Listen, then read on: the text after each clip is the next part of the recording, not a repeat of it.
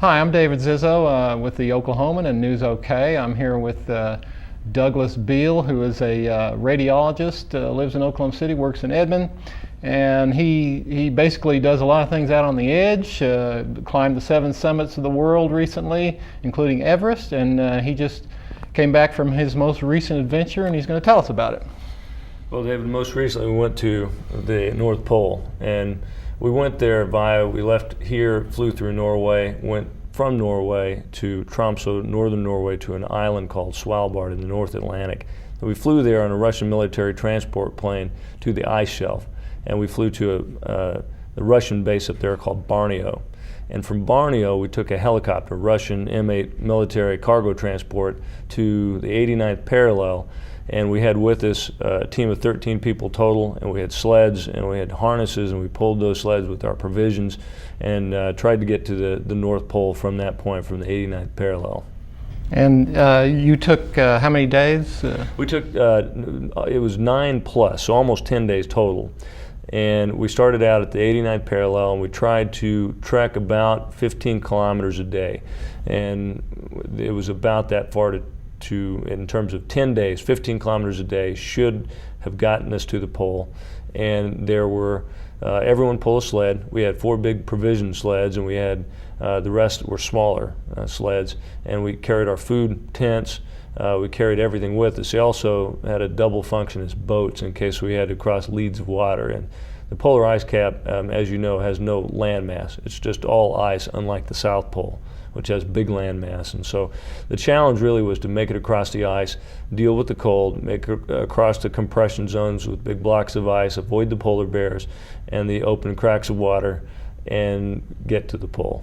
Okay, you did everything avoiding the polar bears and all of that, but you didn't quite make it, and tell us why that happened. Didn't make it. We went the total distance to the pole, and we were very satisfied with that. Things went according to plan. We had some challenges. We had 3 people get frostbite. 1 person had to be evacuated by helicopter because of limb-threatening injuries on his frostbite. All of us had thermal injuries, meaning frost nip.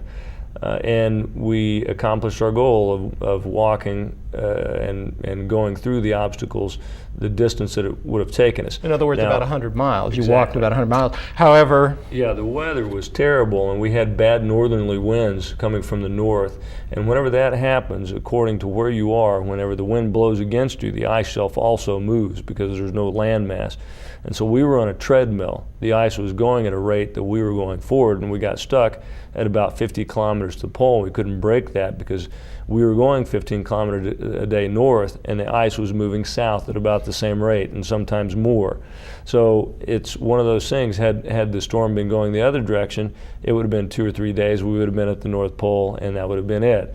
But that's not really the goal. Our goal was to get there, to navigate, to get through the obstacles and the challenges, and to accomplish the goal of being there for the entire time and traversing the distance that we wanted to go. But you did then take a helicopter to the North Pole just to be there for a yes, while. Yes, we had a helicopter pickup schedule, and we took one to the North Pole, and we took some photographs that looked exactly like the rest of the terrain that we had been on.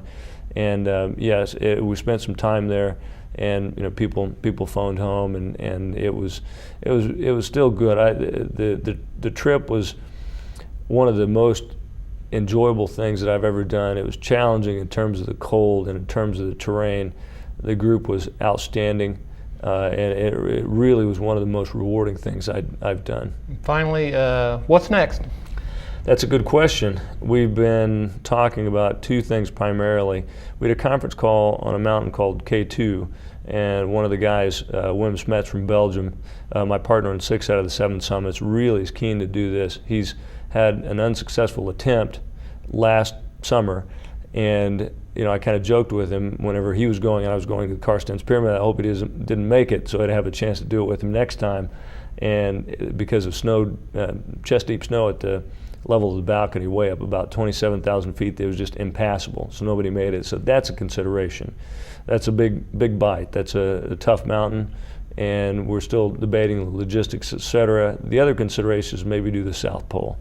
So I'm not really sure about either one, and we'll see. Okay. Well, hopefully you'll come back and tell us about it when you get there. Okay. Thanks.